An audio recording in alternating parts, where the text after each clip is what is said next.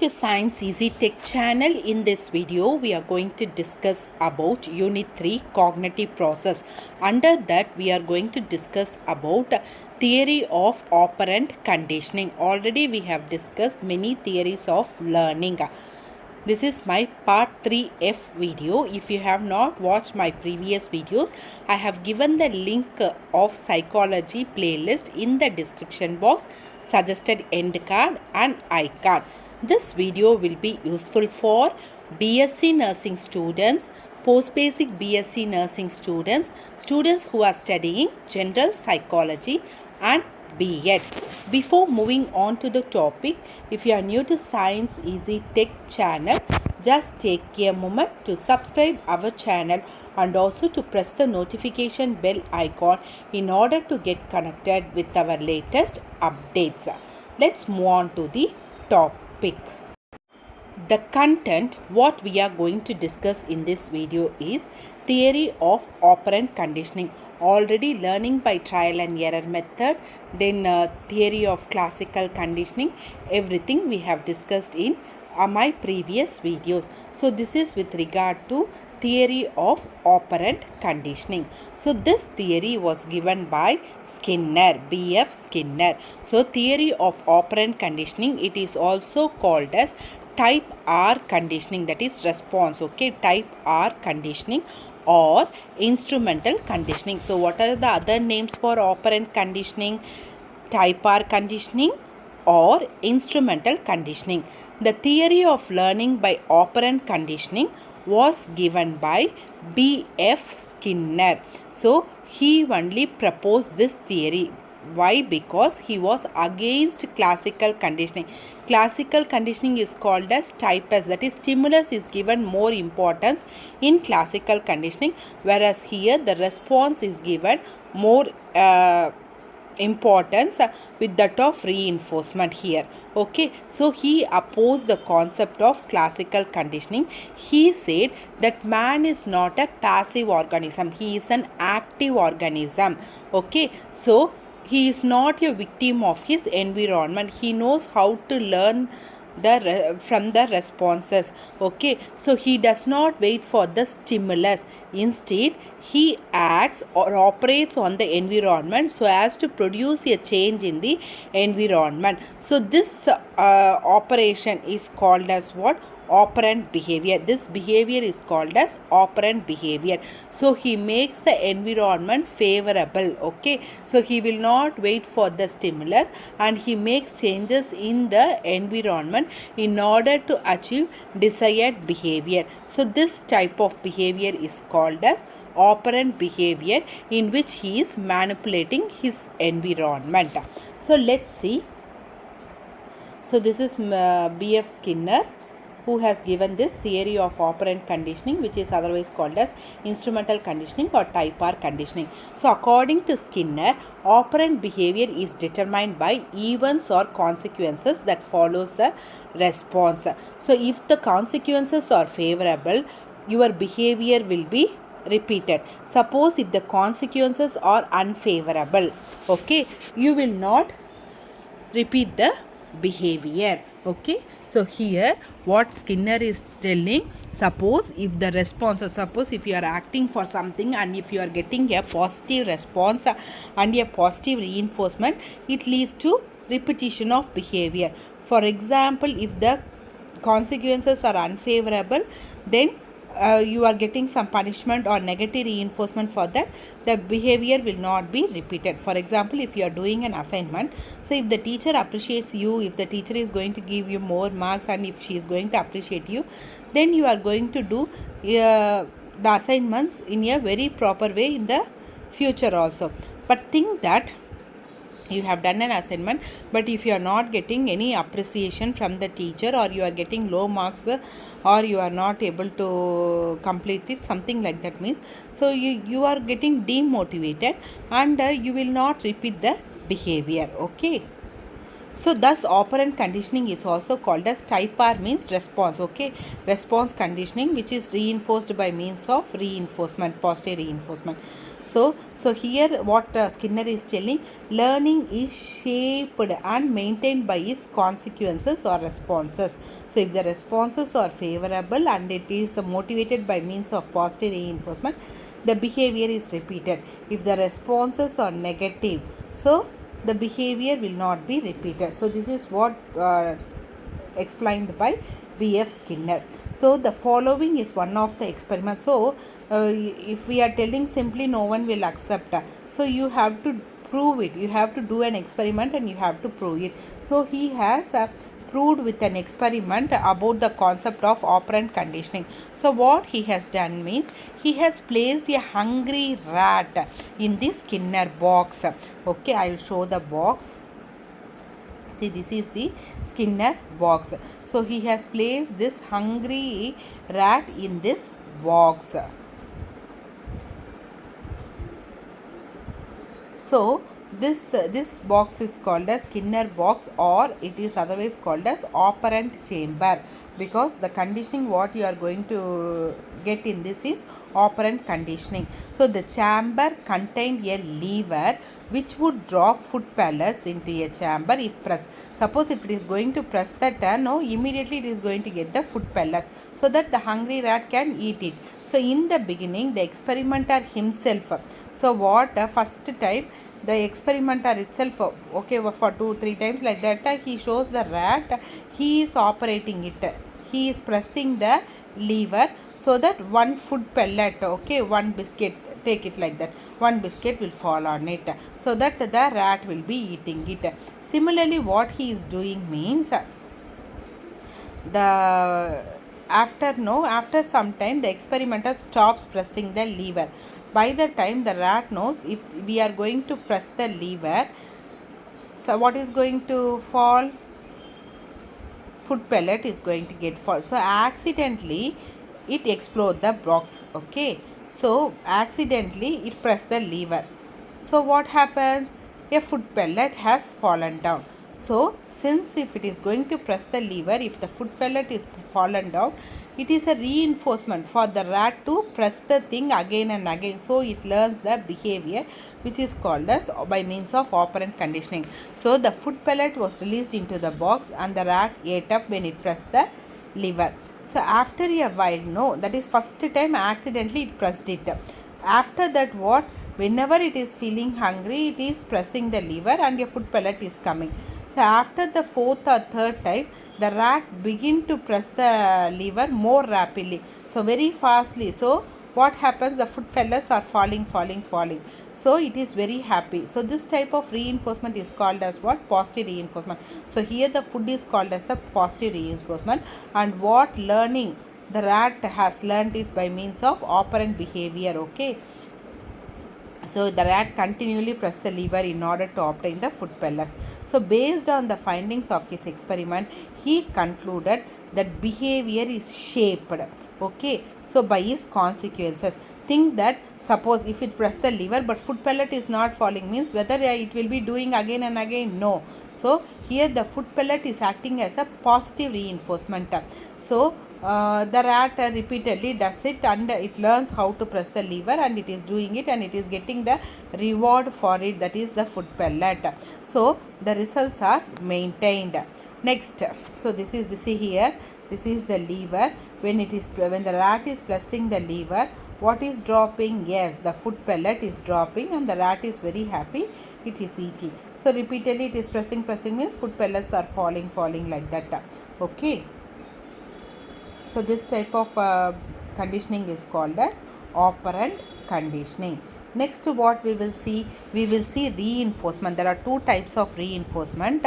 If in order to have your response to be repeated, you have to give reinforcement. The reinforcement is of many types. We know commonly positive reinforcement and negative reinforcement. So what is this? Presentation of stimulus. Suppose if you are going to give positive reinforcement, what is going to get increased?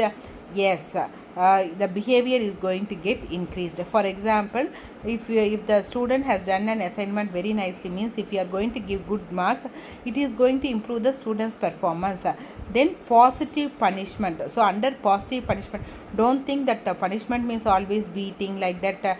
Okay, so positive punishment means giving a punishment following misbehavior. For example, see here, um, you are telling immediately the student has not performed the assignment properly. So what you are doing that you have to, okay, what punishment you can give is you can cut one weekend off like that. Okay, so that is positive punishment. So suppose if this is going to happen, it is going to have decrease the behavior or responses. Next is removal of stimulus. So in removal of stimulus, negative reinforcement, negative punishment. Example, terminating a headache by taking aspirin, result increase in frequency of response. See here, negative reinforcement, headache means immediately you are putting a drug, you are putting a paracetamol or aspirin in order to decrease the headache. So whenever headache comes, what you are doing, you are taking the aspirin or any drug. Next, negative punishment, removal of favorite toy after misbehavior. For example, the the child likes a toy very much, but you are not giving it, okay, because the child has inappropriate behavior. So this is also going to decrease the responses. So there are two types of punishments, okay, that is positive punishment, negative punishment. Two types of reinforcement, positive reinforcement, negative reinforcement. Okay, reinforcer, any stimulus that increases the probability that a preceding behavior will occur. So positive reinforcement, a stimulus added to the environment that brings about an increase in a preceding response. Okay, so reinforcer, anyone who is reinforcing, okay, a teacher can be a reinforcer. For example, I am talking about, so any stimulus which can increase the behavior. Okay, positive reinforcer, a stimulus added to the environment which brings about an increase in preceding response. Suppose if you are going to get good marks, you will be getting a chocolate, 5-star chocolate. So like that, if you are telling me, they will be the students will be getting, the children will be getting motivated and they will be learning. So that is acting as a positive reinforcer. Next, negative reinforcer, an unpleasant stimulus like beating, like punishment, okay, kneeling down, or you are cutting a weekend off, you are making them to removing a favorite toy. So that and all, what negative reinforcer. Punishment means what, that decreases the probability of behavior will occur, because think that you have done something and you have been punished for that thing. So what it is going to, again in future, whatever I am going to do, if they are going to punish only, so better not to do like that. That like that also it can go off. A stimulus that decreases the probability that a previous behavior will occur again. Next is schedules of reinforcement. So you have so many schedules of reinforcement which are called as reinforcers. So under that, objects or events which provide reinforcement are called reinforcers. Under that you have primary reinforcers and secondary reinforcers. So what is this primary reinforcer? So primary reinforcers are those which possess inherent reinforcing properties. So example, like food, water, physical comfort, everything are primary reinforcers. Your comfort, food, water, physical comfort, everything are primary reinforcers. What are secondary reinforcers? Secondary reinforcers are nothing but money, attention, affection, good grades, high percentage. Okay, affection, attention, good grade and money, which and all comes under secondary reinforcers. So the important schedules of reinforcement are continuous reinforcement schedule. You have so many schedules: fixed interval reinforcement schedule, fixed ratio reinforcement schedule, variable ratio reinforcement schedule. So let's see one by one. So what is this continuous reinforcement means? Schedule is 100% reinforcement schedule, where every correct response of the individual is rewarded or reinforced. The learner is rewarded for every correct answer he gives to the question put by his teacher. So for every correct answer, if you are going to tell correct answer, for example, for each and every correct answer, the teacher is going to give one chocolate. Okay, so that is continuous reinforcement schedule. Next is fixed interval schedule. So in fixed interval reinforcement schedule, the individual is rewarded for a response only after a set interval of time. What is important is here is fixed responses during the individual. For example, paying salary. Suppose 1 week if the person has done work means, so after 1 week he will be getting the salary, or after 1 month he will be getting the salary. So for fixed interval, for example we are all working, so monthly salary every month after completing our work for that month we will be getting the salary, like that. Conducting examinations, so quarterly, half-yearly, term examination, first term, second term, or final examinations and all, no. So like that you are doing, no. So that is periodically for the students. Giving a person a periodic allowances like leave allowance. Okay, suppose if he has completed 1 month of his service, then he is eligible for 2 days of CL from the next month, like that. So this is what fixed interval reinforcement schedule. Next is fixed ratio reinforcement schedule. In fixed ratio reinforcement schedule, the individual is reinforced following a fixed number of correct responses. This schedule usually generated extremely high operant levels in the individuals, because the more they respond, the more reinforcement they receive. For example, paying employees depending on the number of units they produce or sell. For example, that's why nowadays they are keeping a target. Okay, so one day you have to complete 10 deliveries, one day you have to complete 20 days. So how many deliveries you are doing? Okay, think that per day target is 10 deliveries, and above that if you are doing, for each delivery you will be getting extra 10 rupees remuneration apart from the basic remuneration. So they will be like a overtime and all they are doing, no. It's all because of this fixed ratio reinforcement schedule. So the target, how fast they are completing the target, that and all we used to see. Suppose how many products you are selling. Okay, you are taking some 100 products for selling means, within a short duration of period if you are selling, so the everything they will be seeing, and they will be giving what thing. So now even in your food delivery like Swiggy, Zomato, everywhere. Okay, so the delivery boys are all rated how many 5-star deliveries they have given, like that.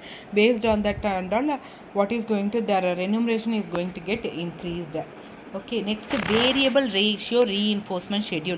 In variable ratio reinforcement schedule, reinforcement is intermittent and irregular. The individual does not know when he is going to get rewarded, and so he remains motivated throughout the learning process. The most common example of this schedule is human behavior in gambling. Here rewards are unpredictable and keeps the player motivated, though returns are occasional. See, gambling, in that and all, what is happening? We don't know when we will be getting a jackpot or when we will be losing anything. So even if we are losing also repeatedly, the gamblers, why they are getting motivated and they are doing means, because at some time they may get a jackpot and they can get back all the money they are thinking. So that is what is variable ratio reinforcement schedule.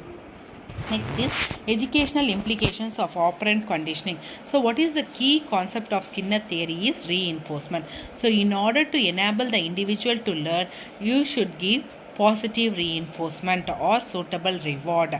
Okay, suppose if the student is performing well, appreciate the student. If you are not appreciating, the student will be demotivated. So if the student performs well, at least a word of very good, that is more than enough for a student. Therefore, the learning process and environment must be designed so as to create minimum frustration should be there and maximum satisfaction to the learner should be there. So minimum frustration, maximum satisfaction, with what? With a positive reinforcement. So next is the principle of operant conditioning may be successfully applied in behavior modification. Suppose if the person is going to perform a good behavior, you can give some rewards and you can motivate the individual. Okay, so that desired behavior. So suppose if the person has completed 10 candles, so pay for it like a token economy. So in mental illness and all, you will be learning about this therapeutic community melotherapy and all. So where if they are doing some desired response, or if they are behaving, so they will be giving some compliment or reward or a token of economy like that and all. Okay. Next is, so the individual is learned to maintain the desired behavior. Operant conditioning emphasizes the importance of schedules, that is reinforcers like positive reinforcers, for primary reinforcers, secondary reinforcer, like that a lot. In trying to import or teach a particular behavior, great heart should be taken for proper planning. So you have to properly plan and you have to schedule, and the schedules of reinforcement should be given appropriately. So we have seen various schedules of reinforcement. Now whichever is appropriate, that you have to take into consideration and you have to give it. So this theory advocates the avoidance of punishment, because when you are punished, sometimes it goes in the other way. It will decrease the behavior. So better avoid punishment, so that learning will be taking place in a far better way. Okay. The theory of operant conditioning has shown that learning proceeds more effectively if the learning material is designed. Okay, it should not be too hard or unimaginable. Okay, the material should be given more chances of winning for the student and for opportunities to success. Okay, if the material is so hard, means it results in frustration of the student. Then the learner is given rapid feedback. Suppose if he has performed well, immediately you appreciate it. So next is, the learner is able to learn at his own pace. Timing should be given. See, even Bsc Nursing we have planned for 4 years. So all the Bsc Nursing we have not given at 1 year and we are completing it. So first year means what are all the subjects to study, second year what are all the subjects to study, third year, fourth year, like that we have divided it. So own pace of timing should be given for the learner to learn. Hope this video is clear for you all. If you like my video, please give a thumbs up, share and subscribe to Science Easy Tech channel. My previous videos link I have given in description box, suggested end card and icon, or you can watch our channel playlist for more nursing related videos. If you have any of your friends or family members studying intermediate means, so that also we have posted science subjects in our channel playlist. Kindly subscribe to our channel Science Easy Tech. Thank you friends.